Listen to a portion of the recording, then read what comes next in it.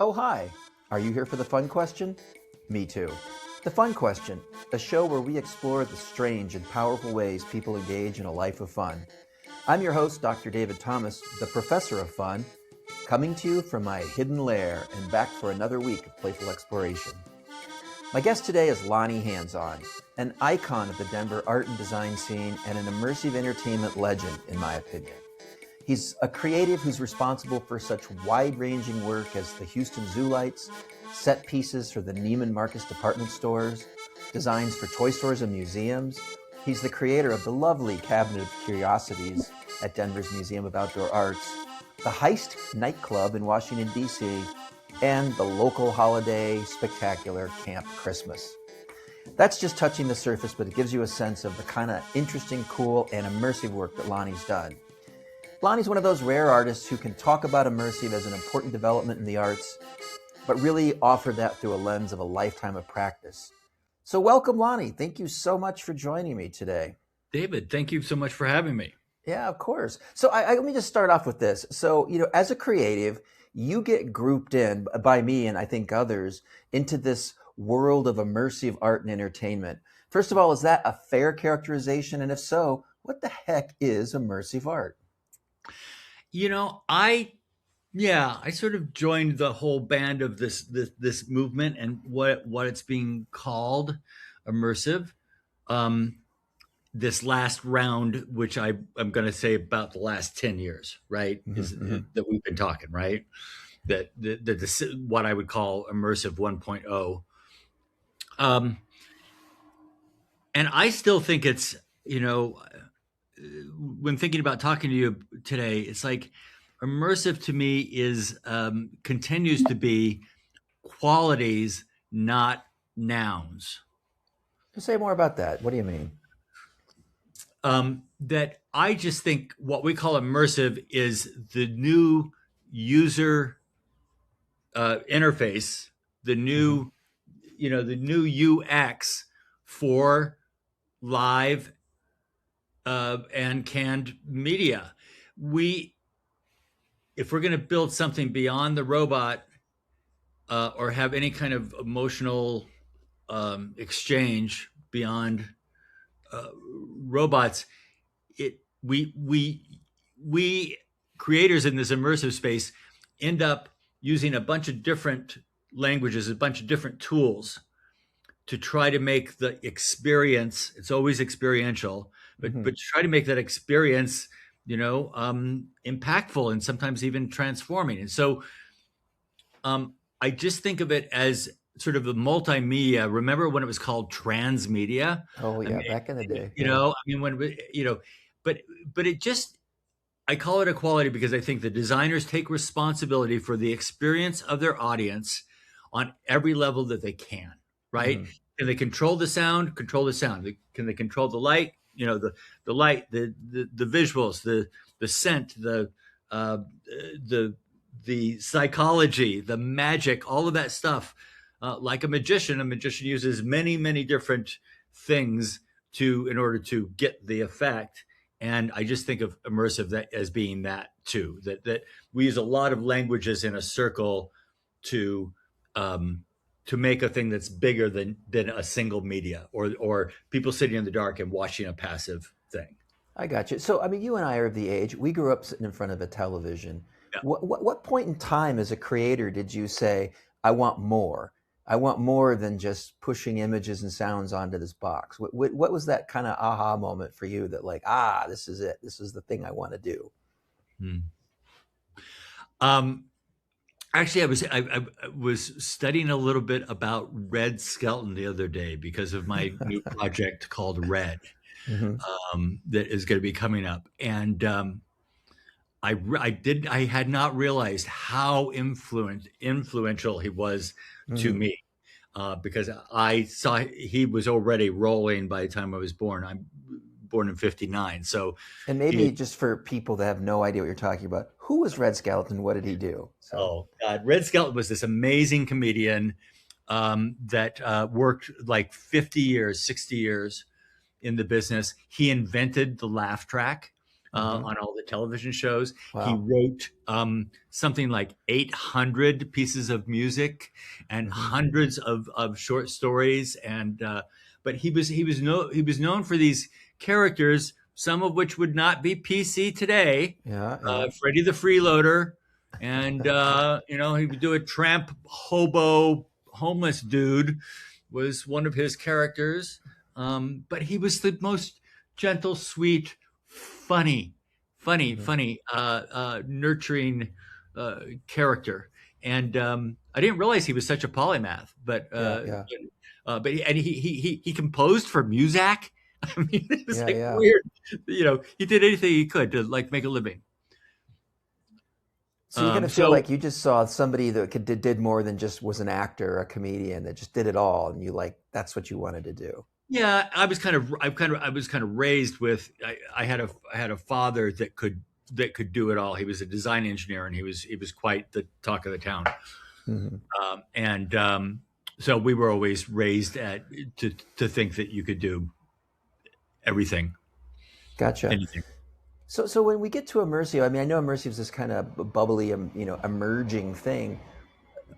Can we just describe one of your projects that you think is fully immersive, just to give people a sense of what that is if they've never experienced it before? To me, is something immersive. I mean, I've succeeded. It's not concrete because it's very intangible. If I succeed at creating something that was completely immersive, it means that the audience um, left their their worldly lives, that they truly became present Hmm. in the space that I had designed or created for them. That they actually accept the gift, and their entire presence is about what's happening right now in this space, right? Hmm.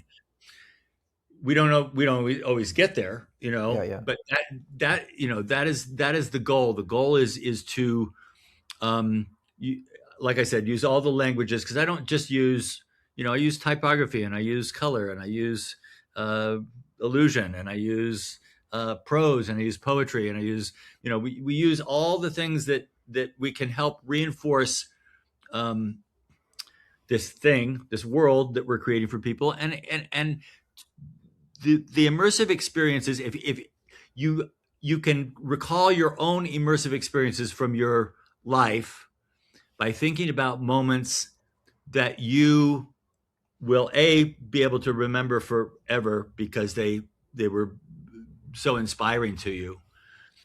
But just those magical real moments that you as a kid or as an adult were really taken, were completely bought in to what was happening at that place in that time.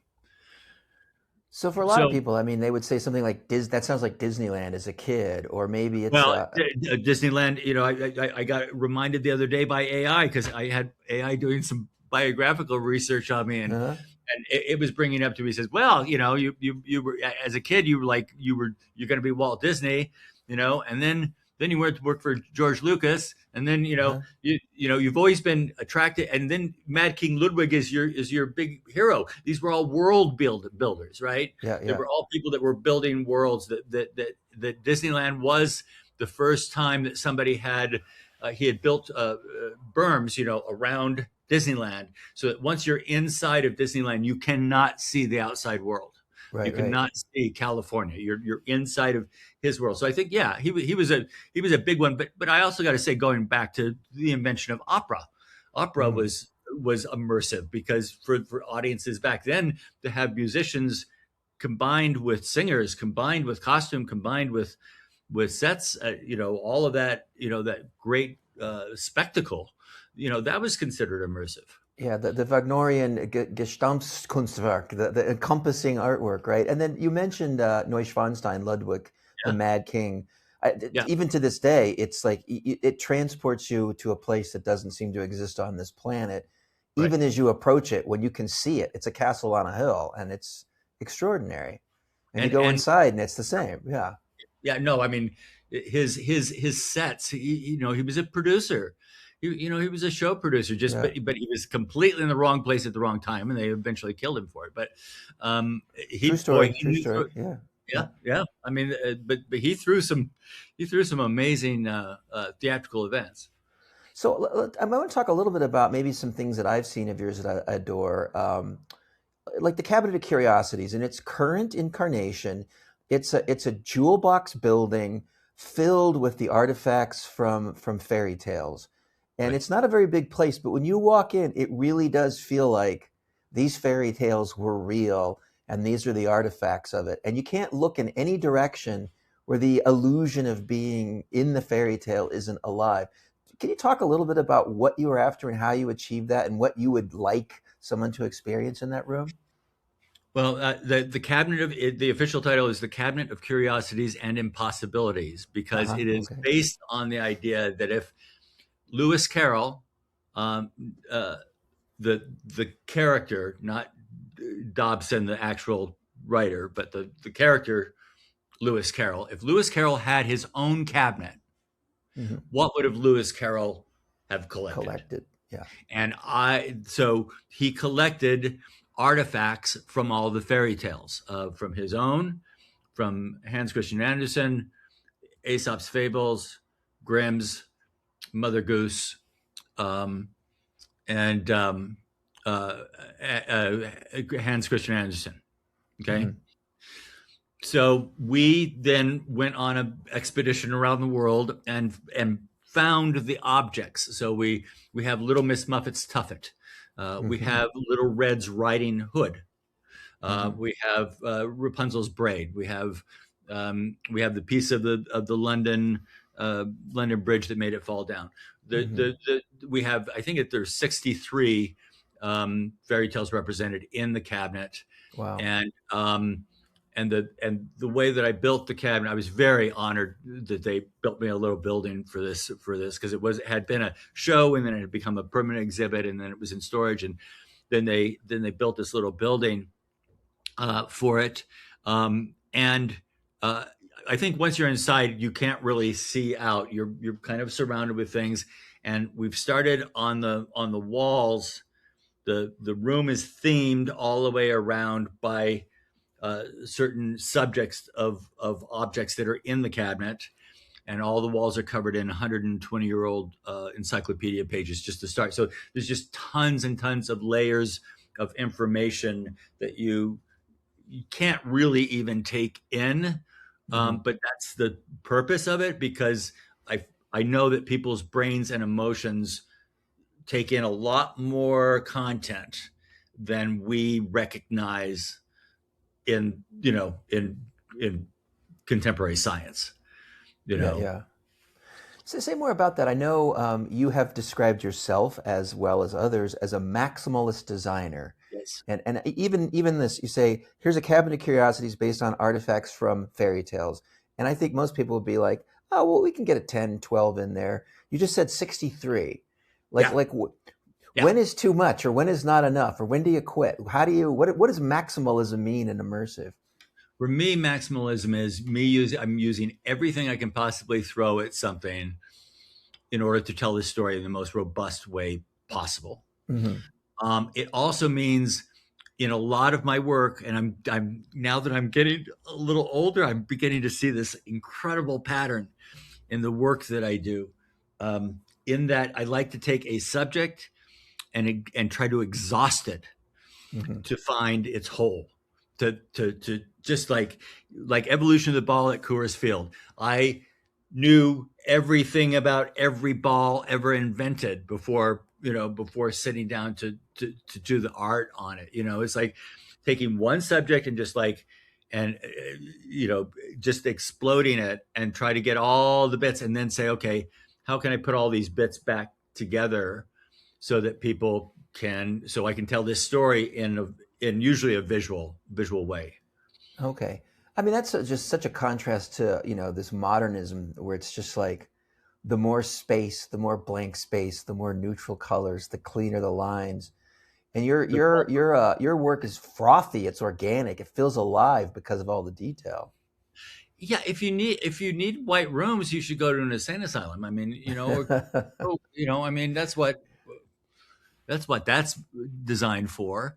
I'm designed for stimulation. I mean, I want people to get curious, to get inspired, even to feel like they're part of something. I mean, it's just it's fun for me to like look at all of that stuff, and then I don't know. Again, it's sort of like, to me, I just feel like it's sort of like building a stew or a soup or something. Hmm. Hmm. I mean, it's stone soup. I mean, Yeah. the more you know about a particular subject, the more fun you can have with um, what you end up portraying. As in, I was talking earlier about Red, and there'll be a shrine to Red Skelton, and it will have the Okay. objects from his life that are important to him. And if you want to find out more about him, you can. But it's just like and that Red being next to a portrait of Red Cloud, the Chief Red Cloud. Hmm. So and I'm learning about sprites and elves and gremlins and stuff in Red Lightning. There's a certain kind of red lightning that they're called elves and sprites. So um, I don't know. I love taking one subject and like I said, exploding it and then putting it back together and then see if it feels like something. That makes a lot of sense. Let me ask you this. I look at immersive art and entertainment, and sometimes I think really what it is it's a more fun and more playful take on the fine arts. And nothing wrong with the fine arts; they're impressive and beautiful and moving. But Uh, immersive plays with it a little more. So for me, immersive is just more fun. It's a more fun version of the fine arts. If that's yeah. the case, or if you agree with that at all, I would just say, like, for you, where does the fun come from? Some of it sounds like it comes from density and connection, but there's something else in there. There's a playfulness in there I don't think we've quite got to, that you bring to everything you do. Well, yeah, I think about how serious artists can be. Oh God, artists can be so serious. And no, my life has always been about I was an adult kid that was sort of the fixer. I was the jester. I was the tap dancer. I was the one that was doing distracting the audience, after somebody fell off the trapeze, right? Hmm. So that's where I came from. Was making things happen that would distract from some shadowy stuff, right? And I did that sort of as a survival uh, as a kid, and then it kind of turned into what the career is about, because I think I've always, whether I've ended up doing a lot of fine art, but I didn't start off to be a fine artist at all. Hmm. I was supposed to be Danny Kaye. I was supposed to be Red Skelton. I was supposed to be Liberace. I was supposed to be Siegfried Yeah, and Roy. You yeah, know, I was supposed to be one of those, right? yeah, And so yeah. I was very much a performer.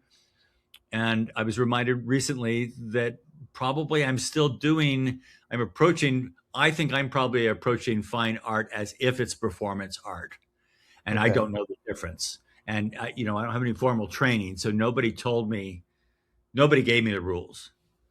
So Yeah. I think it just ended up here. Well, do you find the work that you do fun, or is it serious underneath it all, or is it both? I don't have fun. I have a pretty, I, believe it or not, people think I'm just like, Mr. Joyful, skipping around in my glitter. It's a damn hard business. It's a Yeah, yeah, really hard thing to pull off, and yeah, I have been working for 50 years now. yeah. I've been taking care of myself for 50 years, and it doesn't seem to get any easier, Hmm. but and so I just have always thought of it as a mission, and I always thought it was about getting people to um, you know rise up, pull their socks up a little bit, and try to have some fun and try to find some joy in things. Um, and the fine art side of it, I like some of the forms, but yeah, the fine art side, you're right, is often very, very serious, and it's considered low brow to be doing a lot of the things that I do. Real artists don't design parades. Real artists don't uh, costume drag queens. Real artists don't, it's Hmm. all this don't, what you don't do. It's Shakespeare, not Red Skelton. So Yeah. yeah. Well, let me. You on your website, you say form follows function, and those functions should include storytelling, humor, meaning, and magic. What does Yeah. that mean, and how does that fit into your kind of your philosophy here of immersive? I just think it's often assumed that when we say form follows function, it's about, well, here's a chair, and here are the parameters that we uh, create within. And I just think that the things that I was mentioning that were serious or important, that we always kind of treat the magic as some kind of afterthought, or Hmm. or jewelry or accessory or something, not as Yeah, the yeah. prime reason that we're doing stuff. And I'm just saying, my prime reason is not to serve me or to serve somebody else. The primary is to serve the audience, and to help them feel something uh, good, and the all the rest of the trappings and all the jargon and the bullshit, Hmm. you know, just that's just part of the. So, do we need magic in our lives? Is that what you're getting at, I think or we what's a life with? absolutely. Yeah. Yeah, if we don't have any magic, I mean, I often remind people, it's like, think about think about magical moments in your life, and then tell me if those moments uh, felt like they were false and invented by Walt Disney, Hmm. and or did they feel like the most truthful, real thing that you've ever felt? Because I know for myself, it's like the times that I've been in awe of, and it's all worked. Um, uh, that is a very that's when magic is real, and Hmm. we can see the mystery in life. So I think that um, for us, that because I just think in this world, in this country in particular, we just um, we don't accept aesthetics as being nutritious. Okay. It's only dessert, you Right. know, and that shouldn't be the way that life is. I mean, right? I mean, we should be having fun on a regular basis. It shouldn't be just, again, this jewelry, this accessory, this little afterthought. Right. Right. Like real art's got to be like good for you. It's got to Yeah, yeah, and no I don't, pain, I no don't like. gain. Yeah. Yeah, that's right. That's right. It's all the castor oil, right? Yeah. There's tons of castor oil out there, you know, and it's like, I just don't have any time for that. I, I, I figure that most of my audience is broken, just like I am, just like everybody else is, and man, we don't. I don't need to be. Yeah, I don't need any of that stuff, that holier than thou, that um, stuff, because I think it really separates the world from art. And I've got a big pet peeve in the world that 95% worldwide museums, all the institutions and museums worldwide are Hmm. not showing more than 5% of our world's art and treasures, Ah. and sculpture and all of that. 95% of the Ah. world's beauty is in a dark warehouse. 95%. And I think museums should be busted if they can't show 50% of their collection, but 95% of, think about that, 95% of the creative output of the world, it will never see the light of day. Wow. So you're saying too much white space in museums. Yeah. Yeah, no, I mean, the Victorian Albert, they've made a stab at it, and they've done the open storage thing, right? Yeah. Yeah. They're beginning to do that. But can you imagine a world if all of that art was everywhere? Wow. It would be a more beautiful and wonderful and magical place, I suppose. Yeah. But So, we're not going to fix the world today, unfortunately, but I do think that we can, maybe help people think a little, help them think about what immersive is and go find it. Let's just start with like, what are some of your favorite immersive events, locations, experiences, just in your own life? I mean, you mentioned Neuschwanstein. What else? What else is like you've just been like, wow, that was great. Wow, I'd like to see it again. well, I mean, there's some really big ones. I have not been to House on the Rock. You have, yes? Oh, that's amazing. Yeah. That's America's Neuschwanstein. So Yeah, yeah. City Museum in St. Louis, amazing. absolutely. Yeah. House of Eternal Return in Santa Fe. Mm-hmm. It captured me. Um, um,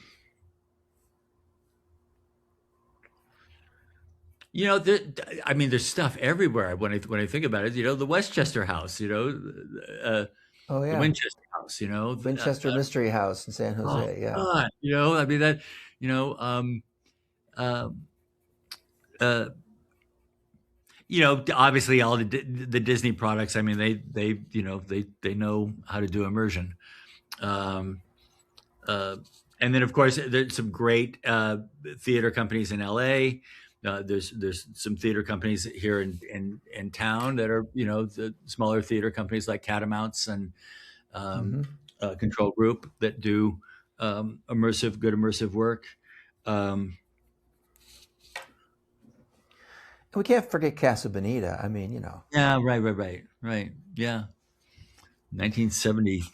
Talk about an old one. 73, there you 74. go.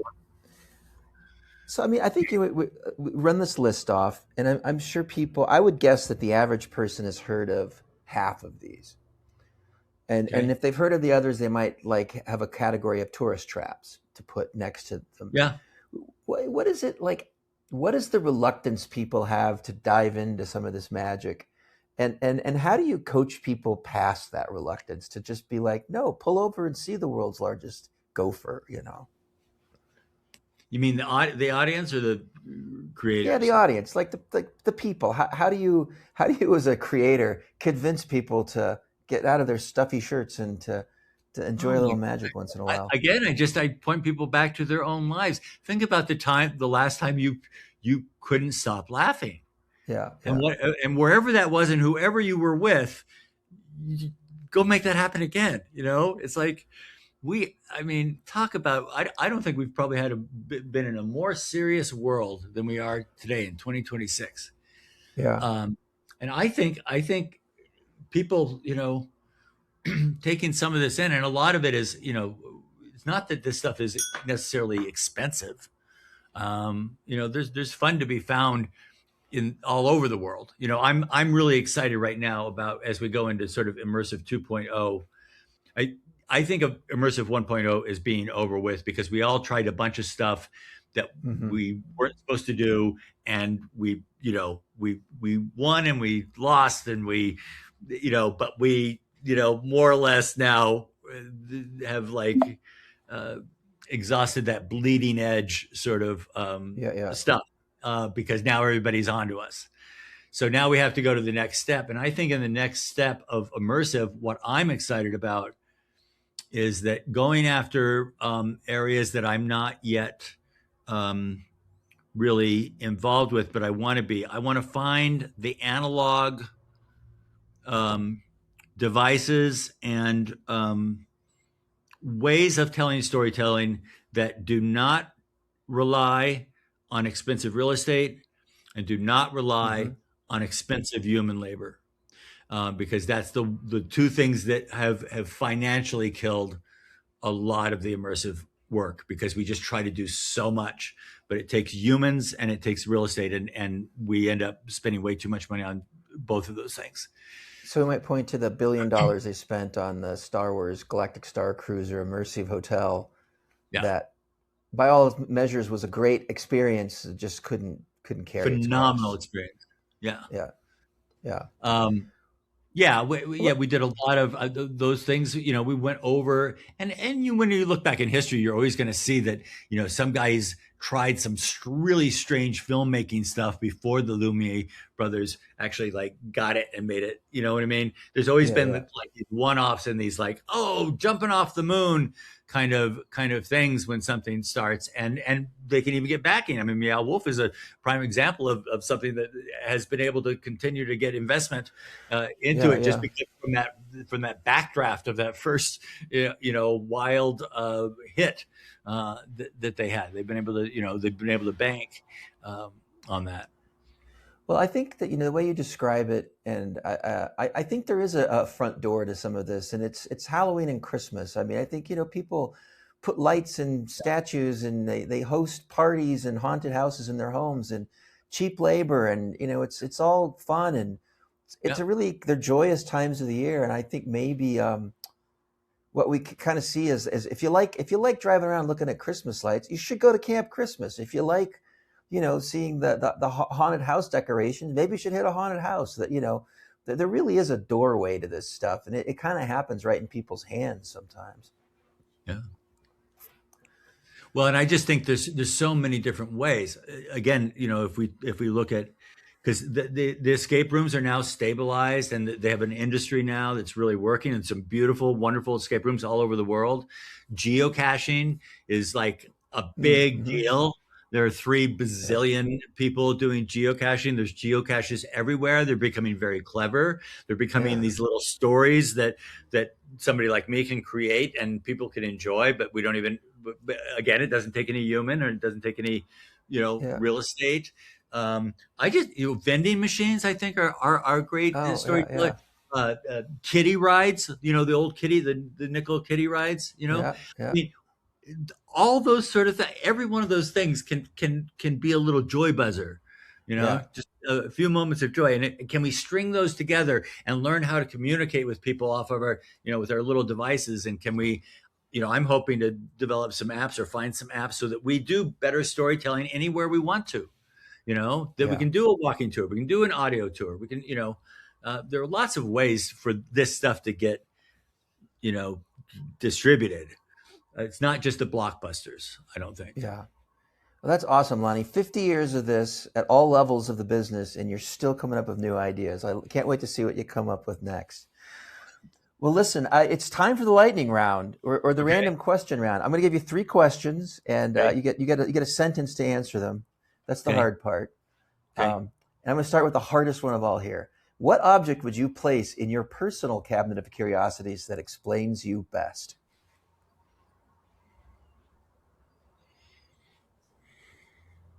The wheels are turning. Um,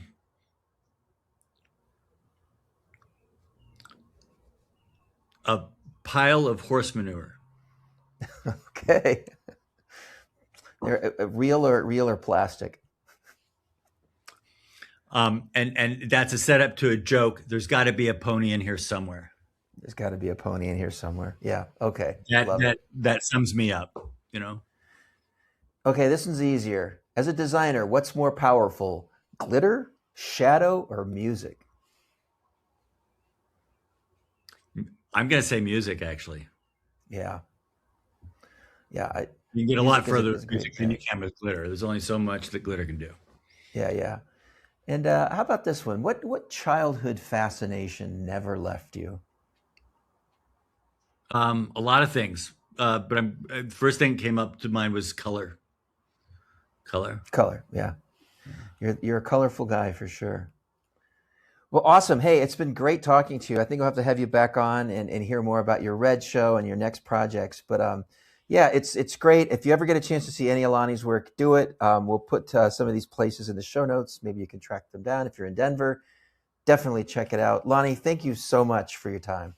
Thank you so much, David. Always great.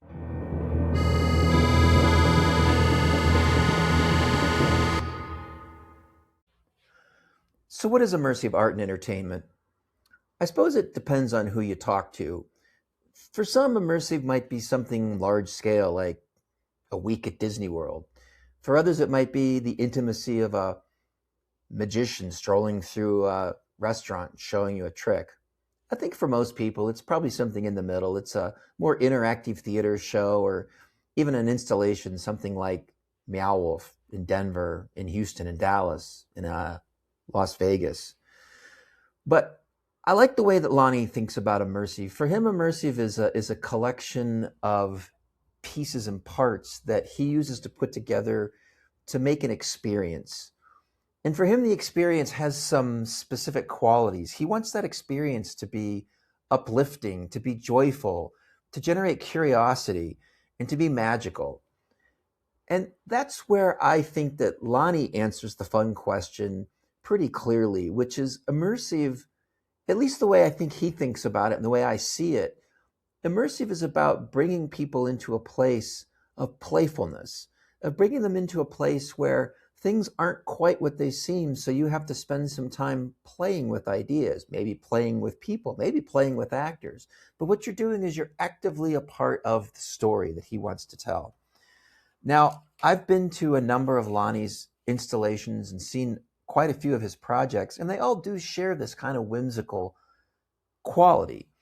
The history of the ball that used to be outside Coors Field in Denver, which should be returned at one point in time, long story. It's this arch, and it's this beautiful arch with all this terracotta balls on it, baseballs, bowling balls, Lucille ball. It's funny, it's clever. It makes you think about what is a ball? Why are we culturally obsessed with balls? It's magical. It makes you think about baseball in the context of this spherical thing that we carry around with us with such great portent in sports and in life, but really it's just an object of play. So when I think about immersive, my simple explanation is immersive is simply the fine arts channeled through the play aesthetic. Immersive is fine art when it's fun. And in that sense, maybe all art one day will be immersive because it will become playful and fun.